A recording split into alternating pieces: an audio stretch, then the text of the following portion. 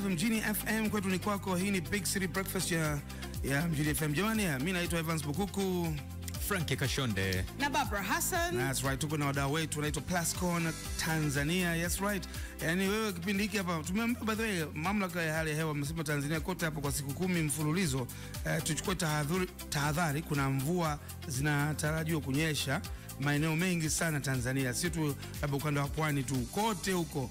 Hivyo chukua tahadhari, lakini unaweza kuchukua tahadhari ujue pahali gani panavuja.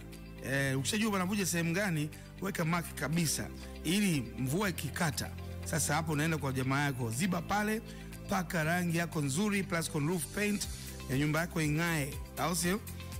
Ipendeze zaidi. Kama ni nyumbani kwako, basi kuna vibe, au sio? Lakini pia kama wewe ni mpangishaji, kama wewe ni mali yako, basi thamani yake inaongezeka. Hata kama unataka kukopea, hata kama unataka kupangisha watu, wanaona kabisa kwamba ni sehemu safi sana, pana usalama, pamependeza, kwa sababu umepaka rangi kwenye roof ya Plascon roof paint. Plascon, color your world.